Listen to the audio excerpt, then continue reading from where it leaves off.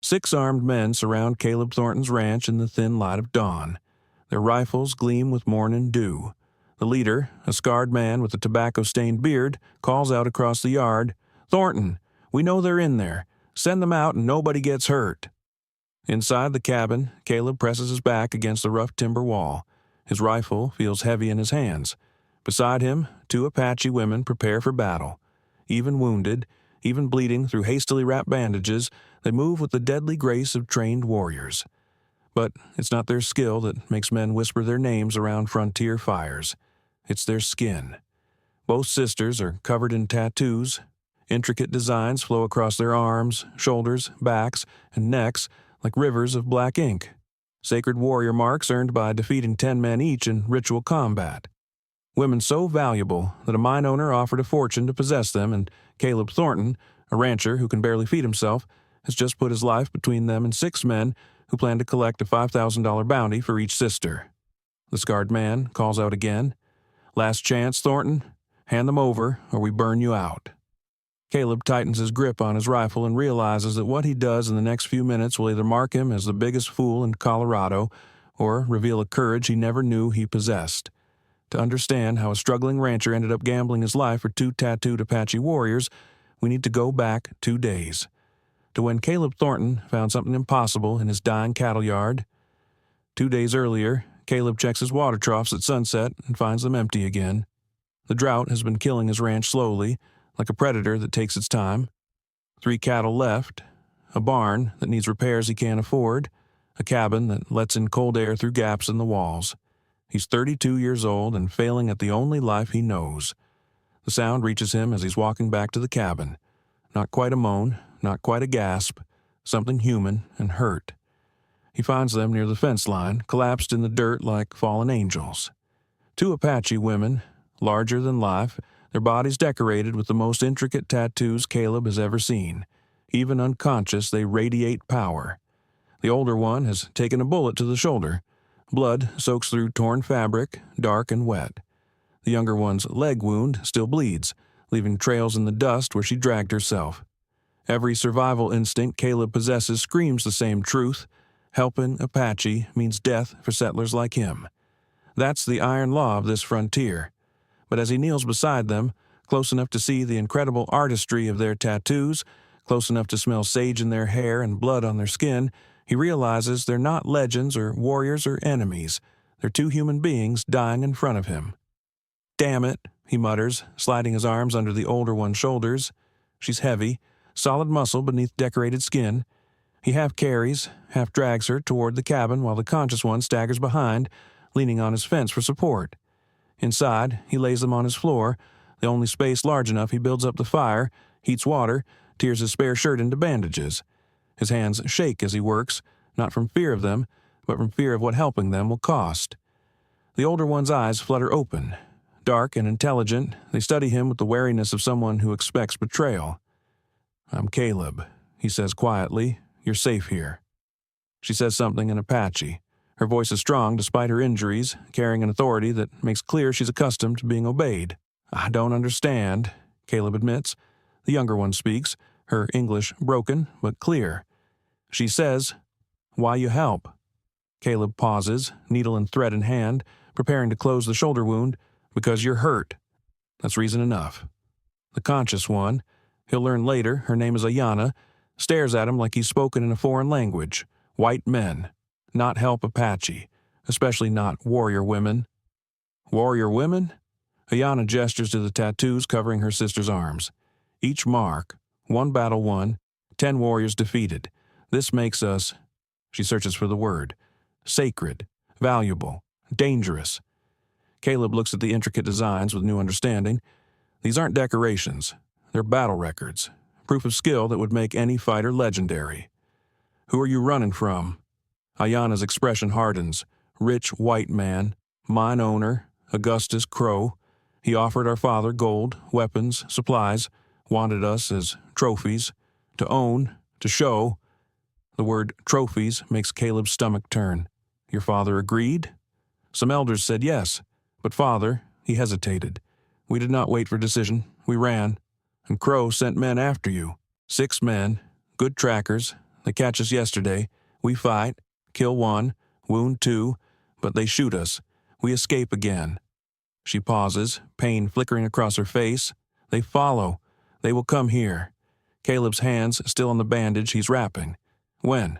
"Soon. Maybe dawn." The older sister, Kasa, Aiyana calls her, speaks again in Apache. Aiyana translates, her voice softer.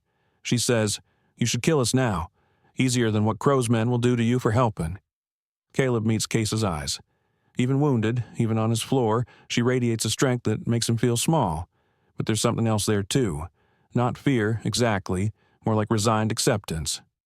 "I'm not killing anyone," Caleb says firmly, "and I'm not handing you over to men who treat women like property." Kasa studies him for a long moment, then says something that makes Aiyana's eyes widen. "What did she say?" Aiyana hesitates. She says, "You're very stupid, or very brave. Maybe both." Despite everything, Caleb almost smiles. Probably both. He finishes bandaging Kasa's shoulder, then moves to examine Aiyana's leg wound. The bullet went through cleanly, but the tissue around it is swollen and angry. He cleans it carefully, trying not to cause more pain. "These tattoos," he says, partly to distract her from his work.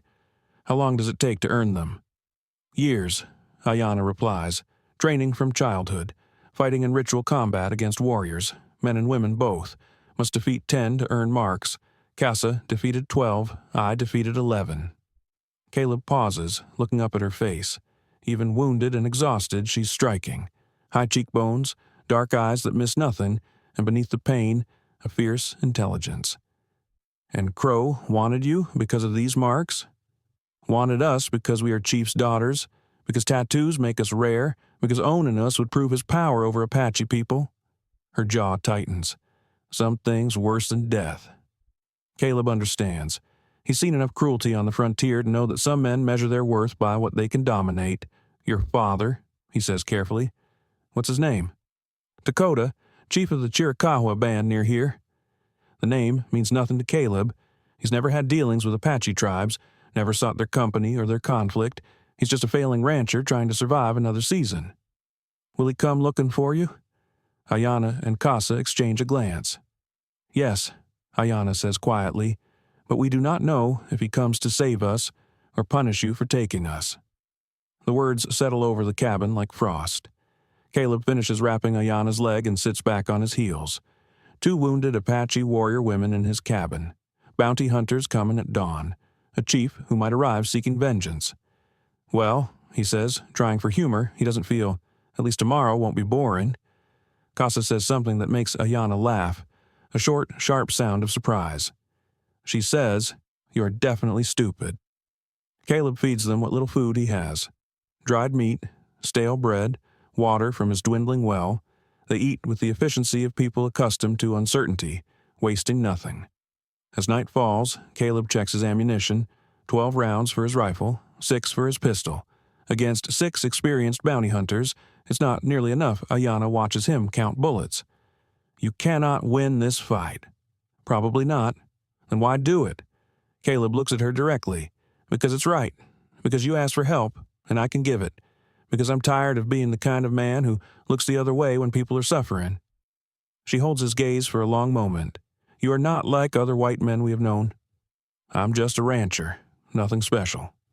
"No," Kasa says in careful English, speaking for the first time directly to him. "You are a man who chooses honor over safety. This is a rare thing." The sincerity in her voice catches him off guard. He spent so long seeing himself as a failure, as someone losing his ranch, losing his livelihood, losing his place in the world, that the idea of possessing honor feels foreign. "Get some rest," he tells them. "Both of you. I'll keep watch." But as midnight passes into the small hours before dawn, Caleb realizes rest is impossible. His mind races with scenarios, each one ending badly. He could run, abandon his ranch, leave the sisters to their fate. But the thought makes him sick. He could fight, use his limited ammunition to hold off the bounty hunters long enough for the women to escape. But, wounded as they are, they wouldn't get far, or he could face what's coming and hope that whatever happens next reveals something stronger than fear. Aiyana appears beside him at the window, moving silently despite her leg wound. This close, he can see the intricate detail of her tattoos, geometric patterns that flow into images of animals, storms, and battles. "You should sleep," he says. "Cannot sleep. Mind too loud." She pauses. "You saved us. We bring death to your door. This is not fair trade." Life isn't fair, but that doesn't mean we stop trying to do right by each other. She studies his profile in the darkness. "If we survive this, if my father comes and does not kill you, you will have earned something very rare." "What's that?" "Apache respect." She touches one of her tattoos gently. "These marks show we defeated warriors in combat. But true strength is choosing to help when help means sacrifice. You have that strength." Caleb doesn't know what to say. He's never thought of himself as strong, just stubborn, just too foolish to quit, even when quitting makes sense. "Your father," he says, changing the subject. "Tell me about him." Aiyana's expression softens slightly. "Takoda is wise man, fair. He does not want war with settlers, but he also will not let his people be pushed aside. He walks difficult path." "And the marriage to Crowe? Would he have forced you?" "No, but elders pressure him. They say Crowe's wealth could feed our people through winter. They say alliance with powerful white man could protect tribe." She looks down at her hands. "They do not understand. Some things more valuable than gold. Some things cannot be bought." Dawn approaches with the sound of horses. Caleb and the sisters take their positions. Kasa near the window despite her shoulder wound, Aiyana by the door, knife in hand. Caleb in the center, rifle ready.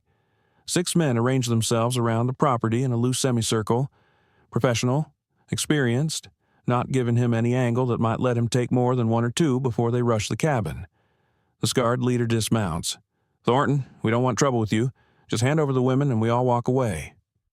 Caleb steps into the doorway where they can see him. Behind him, the sisters' imposing frames visible in the shadows. "Can't do that.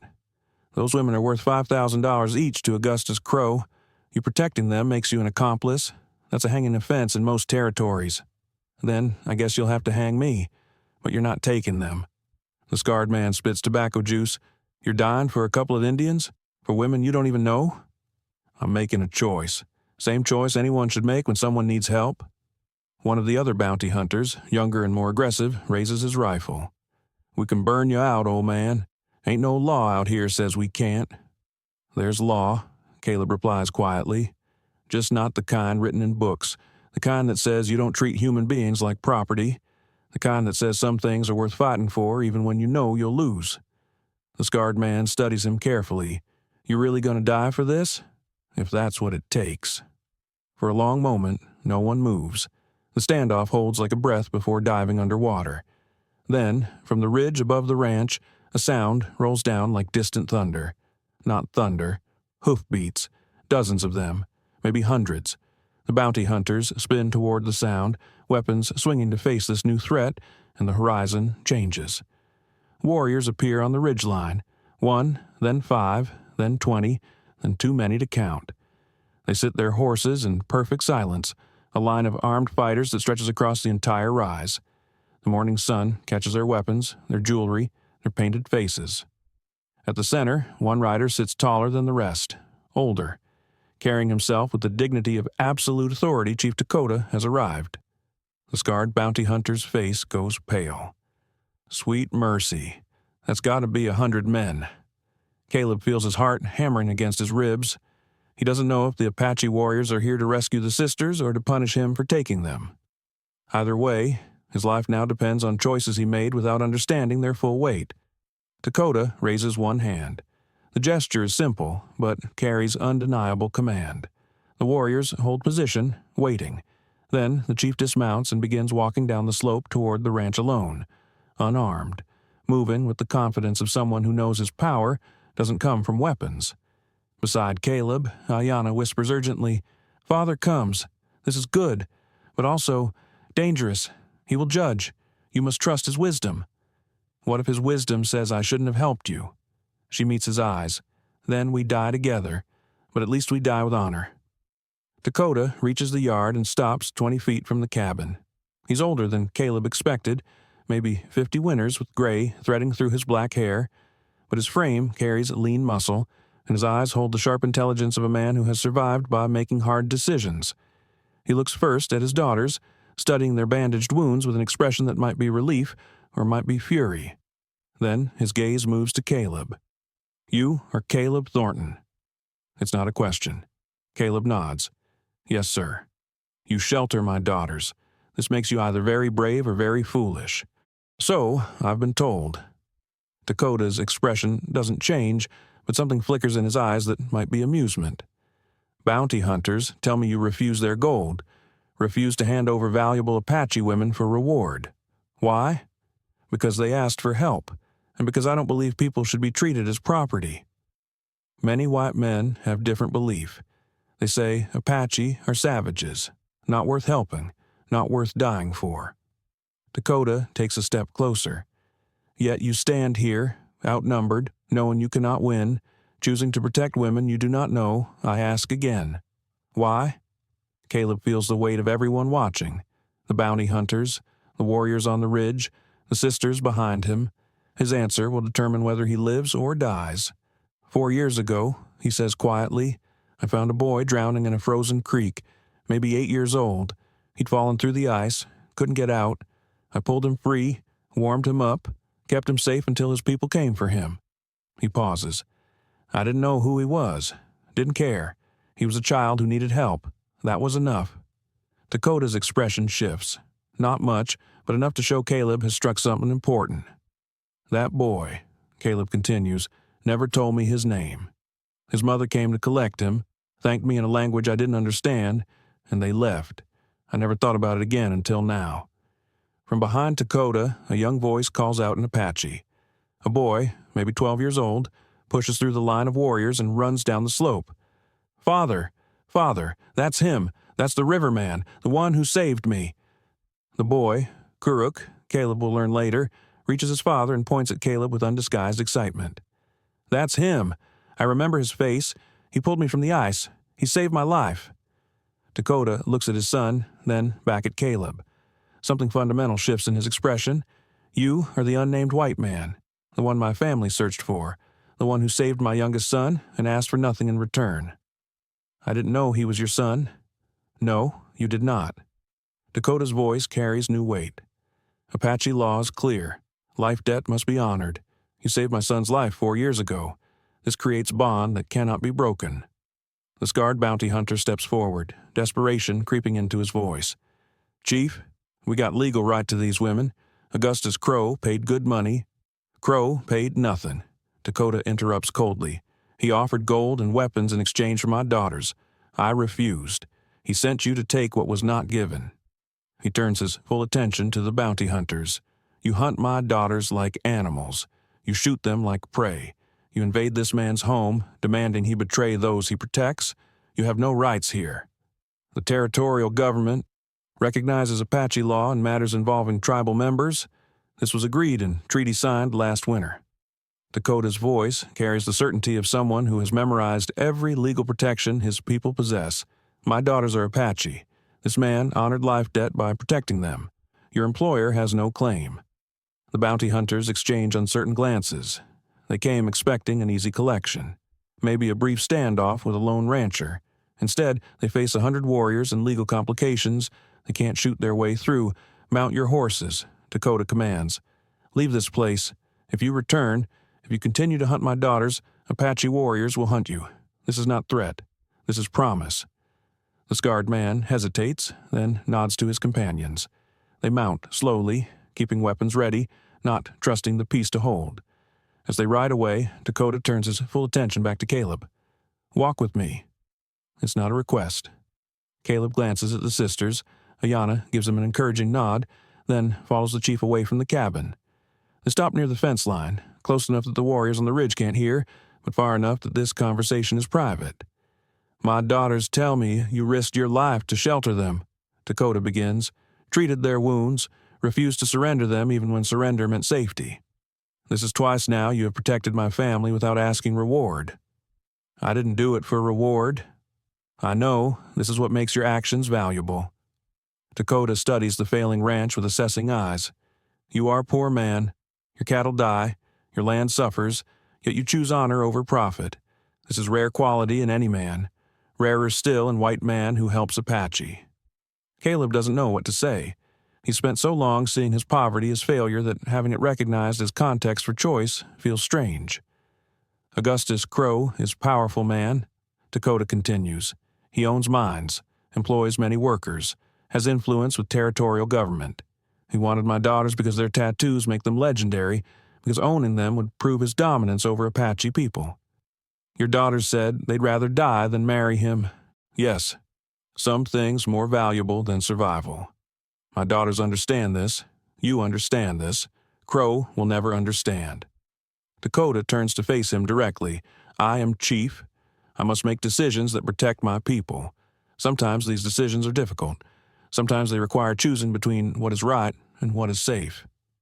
I know something about that, Caleb says quietly. Yes, you do. Takoda pauses, as if weighing his next words carefully. 4 years ago, you saved my son's life. Apache law says I owe you life debt, blood for blood. This debt can never be fully repaid, but it must be honored. You don't owe me anything. I owe you everything. My son lives because of your choice. My daughters live because you protected them when you had no obligation to do so. This creates bond deeper than debt. This creates family. The word hangs in the air like smoke. Takoda looks toward the cabin where Kasa and Aiyana watch through the window. My daughters are warrior women. They have defeated many men in combat. They are skilled, strong, intelligent, but they are also my children, and I will not force them into marriage that treats them as objects to be owned. He turns back to Caleb, and his expression shifts into something that might be a smile. You protected them. You honored blood debt without knowing it existed. You showed courage that most warriors would respect. This makes you worthy of something I do not offer lightly. What's that? Choice. Takoda's voice carries the weight of official pronouncement. I release my daughters from any obligation to marry Augustus Crowe. His gold means nothing.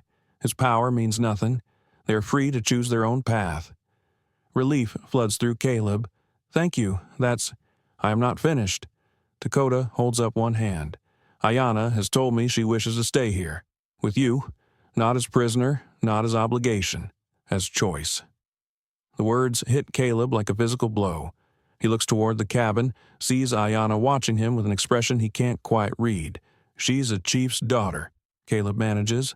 I'm a failing rancher with 3 cattle and a barn that's fallen down. I have nothing to offer her. You have honor. Takoda replies simply. You have courage. You have heart that chooses right action even when right action brings danger. These things are more valuable than gold or land or status. He places a hand on Caleb's shoulder. Apache law allows daughters to choose their husbands. Aiyana chooses you. If you accept, I will honor this choice. You will become family. You will have Apache protection, Apache partnership, Apache respect. Your ranch will thrive because my people will trade here. Your name will be known as friend to Apache Nation. Caleb's mind reels. He spent years alone, failing, losing everything bit by bit. And now a chief is offering him not just survival, but belonging, a place in a world larger than his dying ranch. And if I refuse, he asks quietly, then my daughters leave with me. You remain friend to Apache people. Blood debt stands, but opportunity passes. Takoda's eyes hold steady. Choice is yours. But know this, Aiyana does not offer herself lightly. She sees something in you that even you do not see in yourself. Perhaps you should trust her judgment.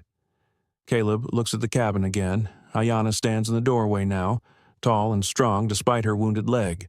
The morning sun catches her tattoos, making them seem to move across her skin like living art. She's beautiful and deadly and brave and everything he never imagined wanting. And somehow, impossibly, she's chosen him. I accept, he says. Takoda's smile widens. Good. You make wise choice. They walk back to the cabin together. The warriors on the ridge remain motionless, waiting for their chief's signal. Kuruk runs ahead, excited to share the news with his sisters. Kasa meets them at the door, her imposing frame blocking the entrance. She studies Caleb with the same calculating intensity she showed when she first woke on his floor. Then she speaks in Apache, her voice carrying formal weight. Aiyana translates, emotion flickering across her face. She says, You are a small man who makes large choices. You protected us when protection meant death. You showed honor when honor was easier to abandon. She gives her blessing to this union. Kasa extends her hand, not for shaking, but palm up, and offering Caleb places his hand in hers, and her grip is strong enough to crush bone, but gentle enough to show respect. "Brother," she says in careful English, "you are now brother." The ceremony that follows is unlike anything Leadville has ever seen. Word spreads through the territory. The struggling rancher who protected Apache warrior women, the chief who honored blood debt by blessing an unlikely marriage, the beginning of a partnership that would change the frontier. Aiyana wears traditional Apache wedding dress, her tattoos visible beneath white doeskin decorated with beadwork that took months to create. She stands nearly 6 feet tall, proud and beautiful and fierce, choosing love over duty and freedom over gold. Caleb wears his only good shirt, cleaned and mended. He's still a poor rancher with a failing spread. But, standing beside Aiyana, with Kasa and Takoda and Kuruk watching with approval, he feels richer than Augustus Crowe could ever be. The ranch transforms over the following months. Apache families come to trade, bringing furs and crafts in exchange for tools and supplies. Takoda's protection keeps hostile settlers away, while Caleb's fair dealings earn respect from both sides. Kasa stays to help build the trading post. Her strength and sharp mind for business making every negotiation smooth and profitable. She and Aiyana work together with the seamless coordination of warriors who have trained together since childhood. The tattoos that made them legendary become symbols of the partnership. When settlers see the intricate marks covering the sisters' arms and upper bodies, they know they're dealing with women who earned every line through courage and skill. When Apache people see Caleb working alongside his tattooed wife and sister-in-law, they know they're dealing with a man who chose honor over fear. Augustus Crowe sends lawyers, then threats, then finally gives up when it becomes clear that neither territorial law nor Apache custom will give him what he wants. Some things can't be bought. Some people can't be owned. Some choices matter more than gold. A year later, Caleb stands in front of his rebuilt barn, watching Aiyana teach Kuruk how to gentle a new horse. Her tattoos catch the afternoon light, and he still marvels at the artistry covering her arms and disappearing beneath her clothing, where the sacred marks spread across her shoulders and back. She catches him, watching, and smiles, and the same fierce, knowing expression that made his breath catch the first time he saw her. "What are you thinking?" she calls. "That I'm the luckiest man in Colorado." "Lucky?" She limps over, her old leg wound still causing occasional pain. "You risked death to shelter strangers. You faced bounty hunters with 18 rounds of ammunition. You gambled your life on honor when safety meant abandonment. This is not luck, this is choice." She takes his hand, her grip strong and warm. "You chose well." Takoda visits often, always bringing news and gifts and his son's endless questions. The blood debt has been honored, but the relationship has grown beyond obligation into genuine family. Kasa has taken over most of the trading operations, her imposing presence and sharp negotiation skills making the post profitable beyond anything Caleb imagined. She remains unmarried, choosing instead to build something larger than tradition or expectation. Sometimes, on quiet evenings, Caleb thinks about the moment he found 2 wounded women in his yard, how every instinct told him to walk away, how helping them meant gambling everything on a kindness that might not be returned. And he thinks about how the best decisions of his life came from ignoring fear and choosing what felt right, even when right seemed impossible. The tattooed sisters brought him not just prosperity, but purpose, not just survival, but belonging. And the struggling ranch that once meant failure became the foundation of something larger than any one man's dreams. Sometimes the greatest fortunes come wrapped in impossible choices. And sometimes the strongest bonds are formed when someone chooses honor over safety, courage over fear, and love over gold. If you enjoyed this story of courage and honor on the frontier, click that subscribe button now. We have dozens more tales of unlikely heroes, dangerous choices, and life-changing decisions waiting for you. Ready for another unforgettable story? Click the video on your screen right now to watch a tale of survival and justice that will stay with you long after it ends. Don't miss it.